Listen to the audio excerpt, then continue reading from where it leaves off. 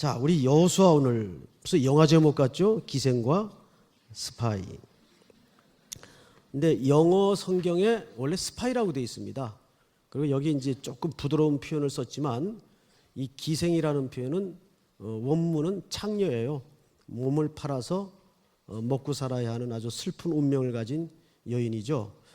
이 내용 자체가 워낙 잘 알려진 내용이니만큼 또 우리가 섣부른 이해를 갖고 있는 내용이기도 합니다. 해서 오늘 이 내용이 담아내고 싶은 성경의 원뜻은 뭘까를 우리 들여다보면서 이 밤 또 한 주간을 마무리하도록 하겠습니다. 2장 1절을 좀 볼까요? 눈의 아들 여호수아가 시딤에서 두 사람을 정탐꾼으로 보내며 이르되 가서 그 땅과 여리고를 엿보라.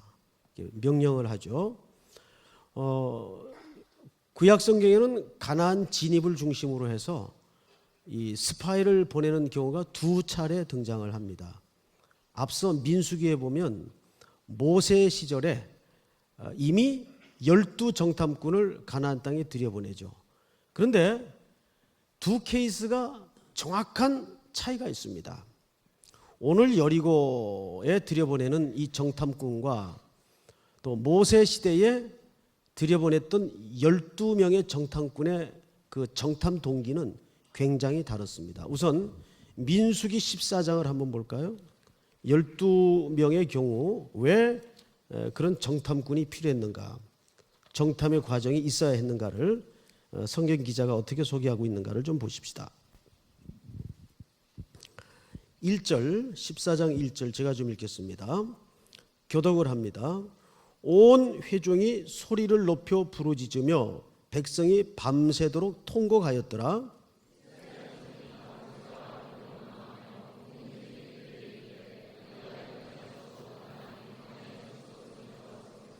어찌하여 여호와가 우리를 그 땅으로 인도하여 칼에 쓰러지게 하는가? 우리 처자가 사로잡히리니 애굽으로 돌아가는 것이 낫지 아니하랴.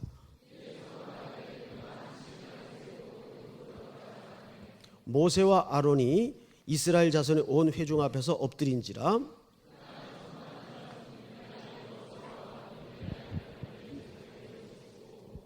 이스라엘 자손의 온 회중에게 말하여 이르되 우리가 두루 다니며 정탐한 땅은 심히 아름다운 땅이라.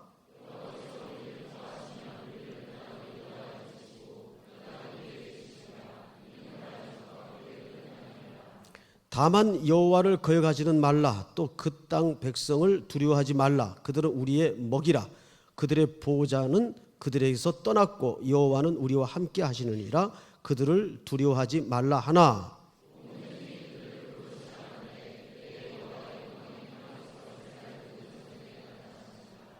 11절 같이 한번 12절까지 두 절을 함께 읽습니다. 시작. 여호와께서 모세에게 이르시되 이 백성이 어느 때까지 나를 멸시하겠느냐? 내가 그들 중에 많은 이적을 행하였으나 어느 때까지 나를 믿지 아니하겠느냐? 내가 전염병을 그들을 쳐서 멸하고 네게 그들보다 크고 강한 나라를 이루게 하리라. 아멘. 자, 이 12 정탐꾼을 가나안 땅에 당시 들여보냈던 중요한 동기는 불신이었습니다. 그들이 하나님의 약속과 하나님께서 그들에게 한 언약을 믿지 않았어요. 그래서 정탐꾼의 출애굽에서의 동기는 불신이었습니다. 그런데 오늘 여호수아가 두 정탐꾼을, 스파이를 여리고 땅에 보내는 것은 전략적 의미에서 두 명을 뽑아서 이 땅에 들여보냅니다. 이미 여호수아는 이 당시에 12명 중에 한 일원으로서 참여한 적이 있기 때문에 사실상 또다시 정탐할 이유가 이로서는 필요가 없어요. 그런데 다시 들여보내요. 그 이유는 불신이 동기가 아니라 이제 이 땅을 하나님이 우리에게 주셨는데 이 땅을 어떻게 공략해야 될 것인가 하는 전략적 차원에서 이 땅을 엿보도록 합니다. 그래서 오늘 본문으로 돌아가시면 이런 표현이 있죠. 여호수아서 2장 한번 볼까요? 여호수아서 2장을 한번 보십시다. 1절. 눈의 아들 여호수아가 시딤에서 두 사람을 정탐꾼으로 보내며 이르되 가서 그 땅과 여리고를 엿보라 하매 그들이 가서 라비라 하는 기생의 집에 들어가 거기서 유숙하더니. 자, 이 두 명은 들어가서 임무가 뭐였어요? 엿보려는 임무였어요. 전략을 세우고 계획을 짜고 작전을 세우기 위해서 물론 하나님이 주셨지만 이들은 그런 의도에서 여호수아의 보냄을 받아 그 땅으로 들어갑니다. 그런데 예상하지 못한 만남이 이루어져요. 이것이 하나님의 놀라운 계획이에요. 그들은 그 땅을 공략하기 위해서 나름 작전과 계획과 전략을 위해 두 명을 들여보냈으나 이 두 명에 의해서 한 가련한 여자를 만나게 됩니다. 이게 누구의 계획이냐면 철저하게 하나님의 계획이에요. 자, 보세요. 요한복음 4장에도 보면 예수님께서 사마리아로 통행하여야 하겠는지라, 새로 번역된 성경에는 통과하여야 하겠는지라, 거기에 동사가 영어로 must라는 동사를 써요. I must go. 이 must라는 동사는 어떤 용법입니까? 내가 틀림없이 해야만 한다라는 의지를 담은 발언이 이 동사를 통해서 표현되고 있어요. 곧 그 말은 이런 뜻입니다. 나는 반드시 이 땅을 통과해야 하겠다. 그래서 예수님의 계획을 얘기하는 거예요. 자, 사마리아 땅은 중앙에 있어요. 이쪽은 갈릴리예요. 또 이쪽은 유다 땅이에요. 이렇게 지명적으로 세 구분이 되어 있는데 이스라엘 유대인들은 갈릴리에서 이쪽을 가려면 이 땅을 통과해야 돼요. 사마리아 땅을. 근데 절대 이 땅을 밟지 않습니다. 거기에는 역사적 이유가 있어요. 이 사마리아 땅은 BC 600여 년경 아수르가 침공했을 때 유대인 일부가 아수르하고 야합을 합니다. 이런들 어떠하리 저런들 어떠하리, 만수상 드렁칠기 얽혀진들 어떠하리.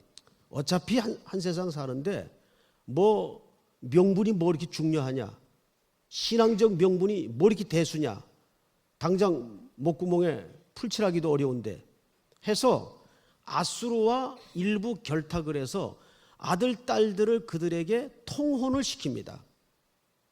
여러분, 유대인들은 이방인들과 통혼을 한다는 것은 단순한 혼혈 결혼을 말하는 게 아니고 종교적인 섞음을 얘기합니다. 그건 결혼보다 더 큰 인생의 큰 결단이어야 돼요. 피가 섞여져요. 그래서 아수르와 유대인들이 결혼해서 섞어진 피가 사마리아인들입니다. 사마리아인들은 아수르와 유대인들이 몸을 섞어 생산된 혼혈인들이에요. 좋은 시설이 왔어요. 아수르는 물러가고 이제 이들이 자주적인 나라가 되었을 때 모든 상황이 뒤집어졌죠. 끝까지 신앙을 지켰던 일부 유대인들이 이 아수르와 피가 섞어 혼혈이 된, 그러나 사실상 같은 민족이죠. 그래도 한때 신앙의 정절을 저버렸던 이 유대인들을 개, 돼지 취급합니다.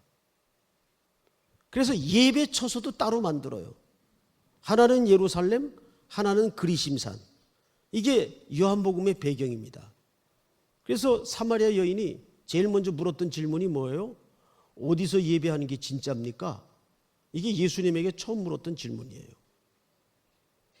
그러니까 여기서 말하는, 등장하는 사마리아인은 유대인들에게 개, 돼지 취급을 받던 아주 슬픈 운명을 가진 사람들이었어요. 모두가 돌아섰습니다. 그런데 예수님만은 사마리아로 통과하여야 하겠는지라, I must라는 표현을 해요. 근데 그 지역을 통과하다가 고나요 우물가에 잠시 휴식을 취할 때 한 여인이 길러 가면 또 목이 마를 그물을 구하러 우물가로 찾아옵니다. 여기에서 이 수가성 우물가에 메시아이신 그리스도와 한 슬픈 운명을 가지고 살아야 했던 남편 5이나 두었어도 그 남편이 진정한 남편이 되지 않았던 여인과 만남이 이루어집니다. 이 수가라는 동네가 가진 이름 뜻은 피로 값주고 사다라는 뜻입니다. 만남이 이루어져요. 누가 의도한 계획과 만남이었을까요? 예수 그리스도께서 의도한 계획이고 만남이었습니다. 그 한 가련한 불쌍한 여인을 위해서 그 먼 길을 찾아서 이 사마리아 땅으로 정통 유대인이라면 발길조차 닿지 않을 그 땅으로 들어옵니다. 그런데 사람은 전쟁을 위해서, 작전을 위해서, 계획을 세우기 위해서 스파이를 들여보냈는데 이 두 스파이가 하필 흘러들어간 집이 기생집이에요. 거기서 누구를 만나죠? 라합이라는 여인을 만납니다. 근데 이 라합이라는 여자의 이름 뜻이 굉장히 재밌어요. 넓다, 넓히다, 이런 의미를 가진 이름이에요. 이 여인을 만나요. 근데 이 여인에게서 뜻밖의 기가 막힌 얘기를 듣습니다. 성경을 좀 보실까요? 2절을 보세요. 어떤 사람이 여리고 왕에게 말하여 이르되 보소서 이 밤에 이스라엘 자손 중에 몇 사람이 이 땅을 정탐하러 이리로 들어왔나이다. 3절 다 같이 읽겠습니다. 시작.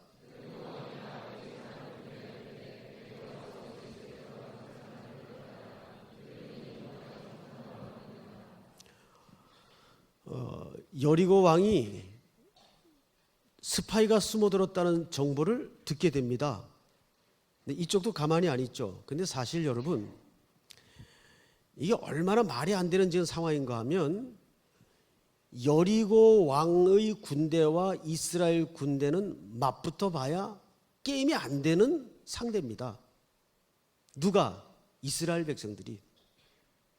이스라엘 백성들은 정식 군대가 아니에요. 이건 실질적인 오합지졸입니다.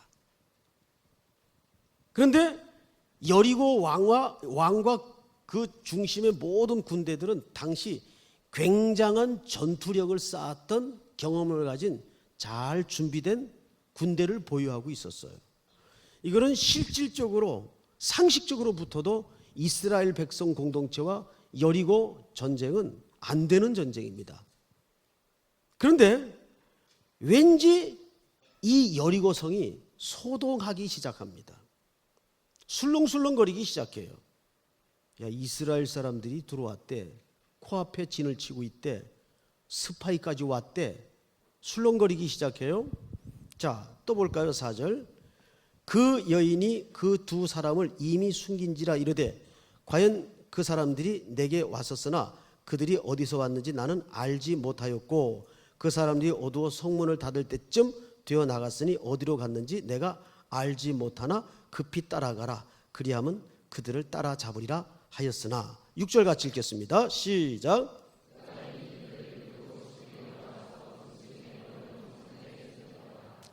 누가 이 내용을 조금 각색해서 시나리오를 써가지고 영화를 만들면 이거 굉장히 내용이 재밌을 장면입니다. 실제로 이 장면을 담은 영화를 옛날에 그 성화로 본 적이 있어요. 여러분, 이 기생의 지금 행동이 이건 상식적으로 납득이 됩니까? 성경을 조금 구체적으로 이해를 하려면 성경을 너무 믿음으로 읽지 마시고 상식적으로 읽으셔야 돼요. 우리 너무 믿음으로 읽어버려가지고 별로 재미없이 읽어요, 성경을. 근데 성경만큼 재밌는 대목이 없거든요. 이 여자가 지금 정신 나간 짓을 하고 있는 거예요. 이거는 조금 우리식 표현으로 인생의 운명을 도박을 걸어도 크게 거는 겁니다. 지금 상식적인 군사적 비교를 해도 여리고 왕을 중심으로 그 군대가 턱도 없이 강한 입장이에요.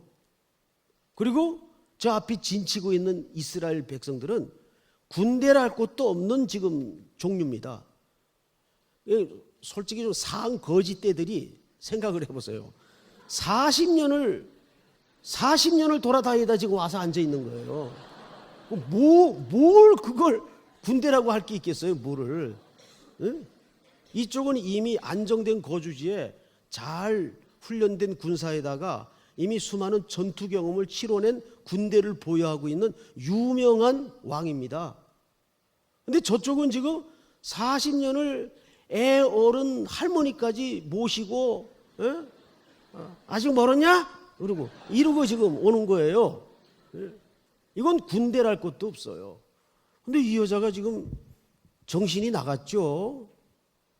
그러니까 그런 상식적인 상황에서 라합의 행동을 잘 관찰을 하셔야 돼요. 그리고 이거는 자기 국가에 대해서 배반 행위 아니에요. 그리고 목숨을 걸 때를 걸어야지. 무슨 용기로 스파이를 숨겨주고 거기다가 거짓말까지 합니까? 그런데 성경책은 항상 윤리적인 잣대로 이해를 해서는 엉키는 게 많습니다. 여기에서 주목해볼 이 기생 이야기를 좀 들어보십시다. 성문은 닫혔어요. 그리고 8절부터 한번 볼까요? 오늘 본문은 아닌데 8절부터 보십시다. 또 그들이 눕기 전에 라합이 지붕에 올라가서 그들에게 이르되 9절 시작.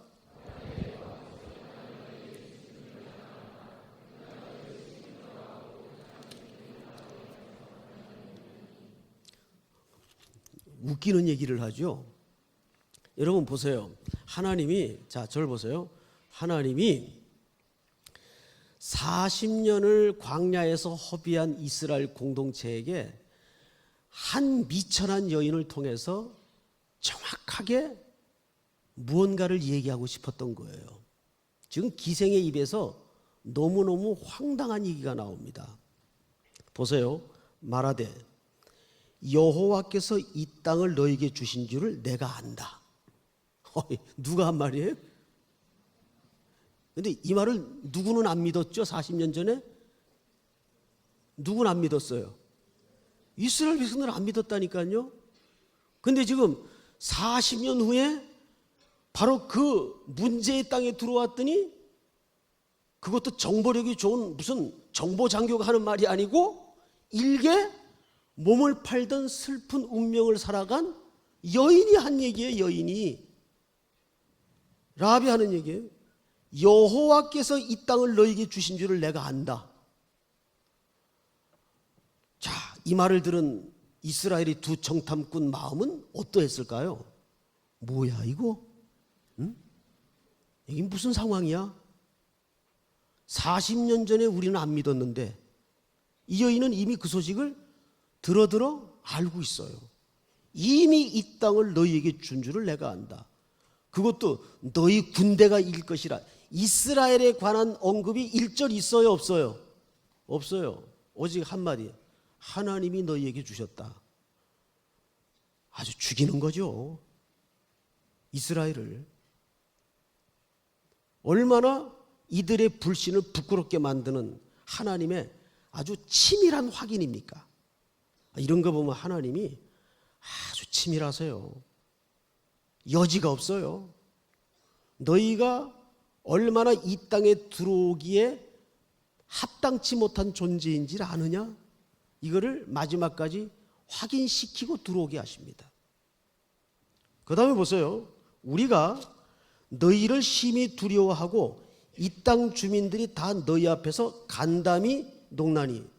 자, 여기 손가락으로 접어두시고 여러분 한 군데 확인할 때가 있어요. 신명기 2장을 보세요. 앞에 성경 한번 들춰보시면 신명기 2장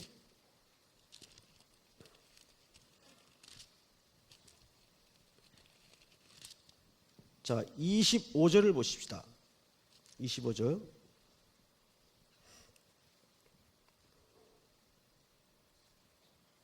같이 읽겠습니다. 시작.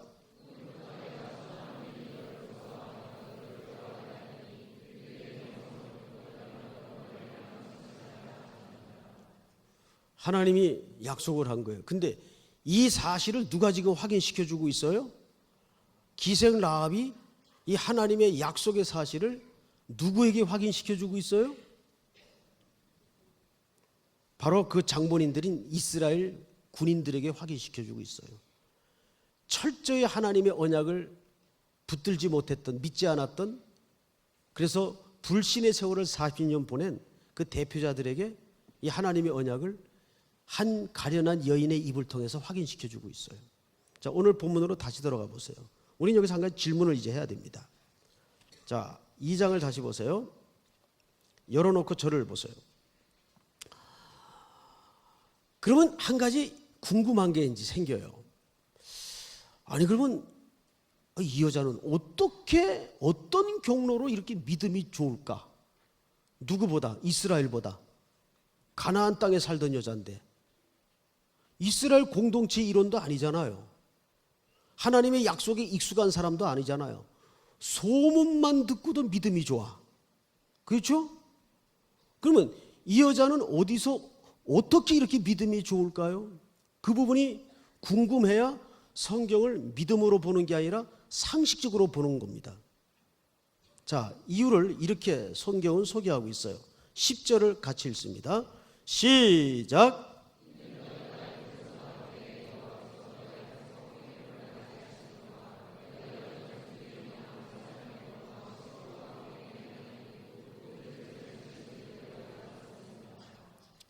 그게 중요한 단어 하나가 뭐죠?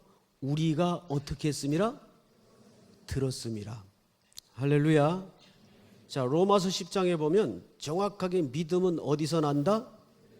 들음에서 난다. 아멘? 그러면 라합의 믿음은 어디서 난 거예요? 무슨 소식을?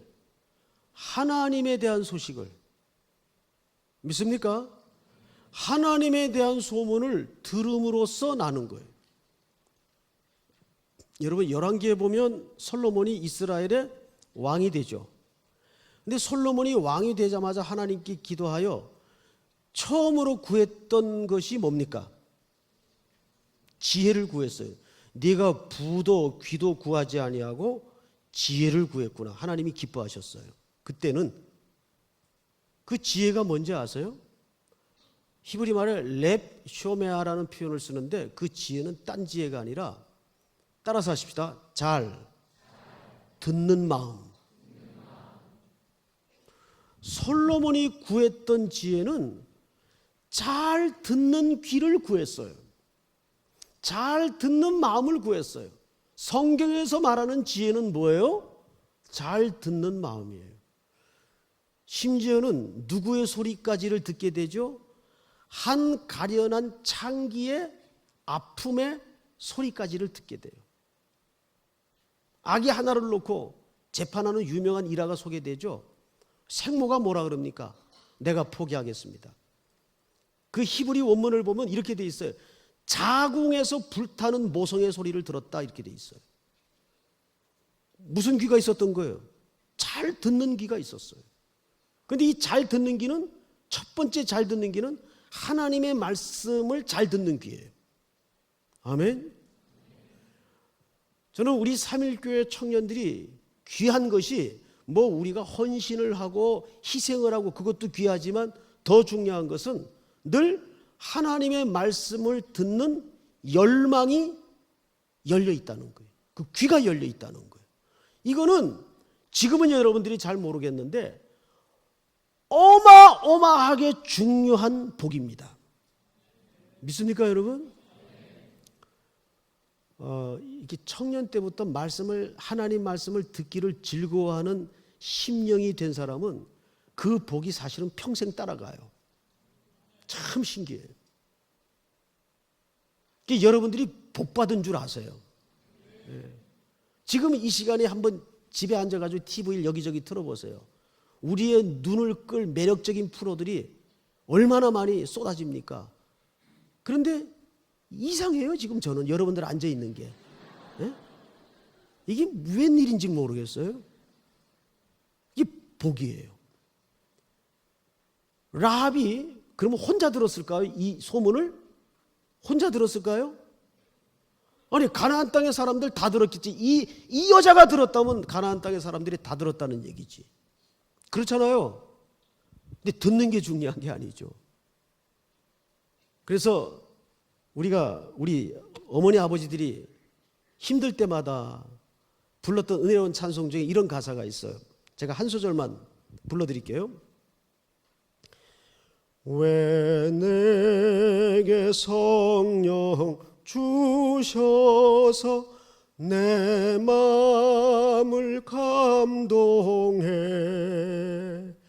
주 예수 믿게 하는지 난 알 수 없도다. 아멘. 더하면 욕 나올 것 같아가지고 저는 이 가사를 찬송할 때마다 신비한 감동이 임해요. 왜 내게 성령 주셔서 예수를 믿게 하는지 모르겠어요. 정말 모르겠어요. 나 같은 죄인을 왜 구속하셔서 이 복된 젊은 교회 강단에 하나님이 써먹는지 그것도 신비해요. 여러분들과의 만남 자체가 신비해요. 정확한 표현을 하자면 어느 날 사고당한 것 같아요. 정말이에요. 어느 날 번쩍하고 그냥 사고 만난 것 같아요. 삼일교회와의 만남은.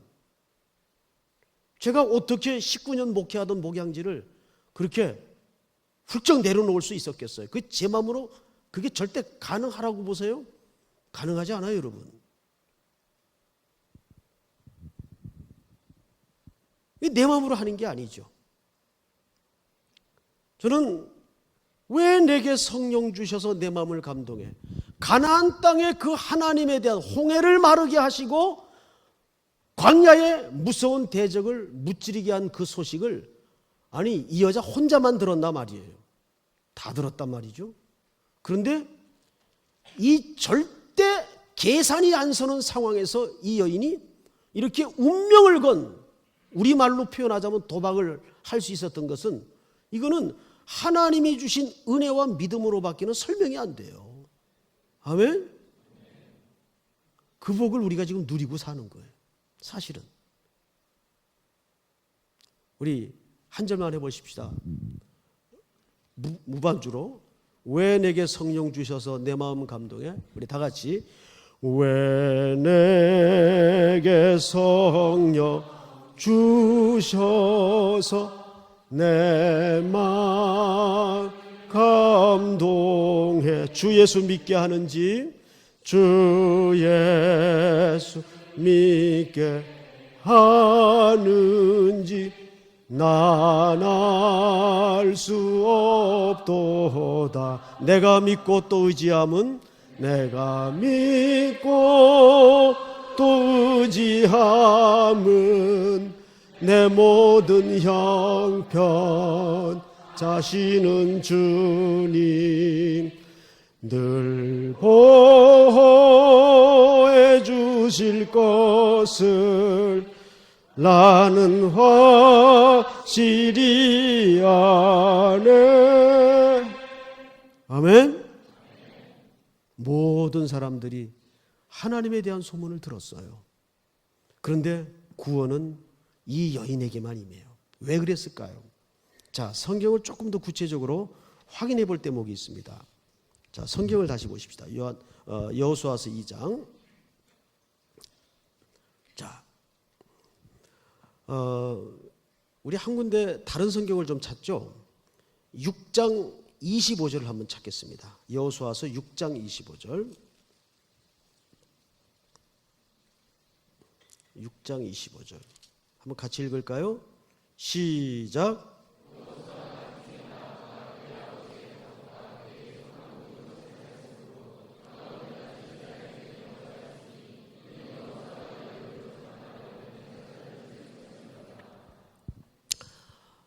여러분 아마 오늘 소개된 이 스파이와 관련된 기생의 이야기는 가나안 땅에서 가장 처절한 몸부림으로 인생을 살았던 여인의 이야기일 거예요. 게다가 이 여인은 조국을 배반하는 국가적 기준으로 따질 때는 참 안 해야 될 짓을 했어요. 게다가 자국의 군인들이 와서 신문을 할 때 뭘 하죠? 거짓말을 해요. 그래서 이 부분을 가지고 단순히 윤리나 도덕적으로 이 거짓말을 정당화할 수 있느냐 얘기를 합니다. 그런데 제가 한 군데만 그냥 읽어드릴 테니까 여러분 그냥 귀로 들으십시오. 히브리서 기자는 이 라합의 행동을 어떻게 판정하는가 보십시다. 믿음으로 기생 라합은 정탐꾼을 평안히 영접하였으므로 순종치 아니한 자와 함께 멸망치 아니하였도다. 이게 어디 들어가 있는 얘기입니까? 믿음의 장인 히브리서 11장에 소개된 이야기예요. 그러니까 우리가 가장 높은 가치는 이겁니다. 거짓말을 했느냐 안 했느냐, 이것도 우리가 인생을 살아가는 데 필요한 기준이겠지만 더 높은 기준은 오늘 라합식으로 표현하자면 이거예요. 나는 예수님 필요합니다. 이 싸움을 라합은 건 거예요. 나는 예수님 필요합니다. 그래서 믿음으로 기생 라합은 정탐꾼을 평안히 영접하였으므로 순종치 아니한 자와 함께 멸망치 아니하였도다. 또 야고보서 기자는 이런 표현을 했어요. 또 이와 같이 기생 라합이 사자를 접대하여 다른 길로 나아가게 할 때 행함으로 의롭다 하심을 받은 것이 아니냐. 뭘 함으로 의롭다함을 받아요? 행함으로. 다 들은 것이 중요한 것이 아니라 그 하나님에 대한 소문을 들은 대로 그가 어떻게 했다는 얘기예요. 거기다가 운명을 걸었다는 얘기, 믿음의 결단을 했다는 얘기예요. 그래서 여호수아서 오늘 6장에 보니까 아주 중요한 표현이 하나 녹아져 있는데 25절, 그가 오늘까지 이스라엘 중에 거주하였으니. 자, 오늘까지 이스라엘 중에 거주하였다는 말이 무슨 말일까요? 성경을 좀 확인을 하겠습니다. 마태복음 1장을 한번 열어보세요. 마태복음 1장은 누구의 족보입니까? 왕의 족보입니다. 예수의 족보 이전에 왕의 족보예요. 자, 1장 잘 보세요. 3절, 유다는 다말에게서 베레스와 세라를 낳고 베레스는 헤스론을 낳고 헤스론은 람을 낳고 람은 아미나답을 낳고 아미나답은 나손을 낳고 나손은 살몬을 낳고 시작.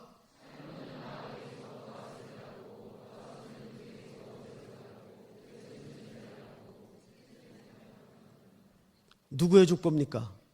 다윗 왕의 족보예요. 그런데 놀랍게도 여기 누구 이름이 지금 들어가 있어요? 바로 그 처절한 인생을 살았던 불쌍한 여인 라합의 이름이 이 그리스도의 족보에, 왕의 족보에 떡하니 올라 있어요. 이게 구원이에요.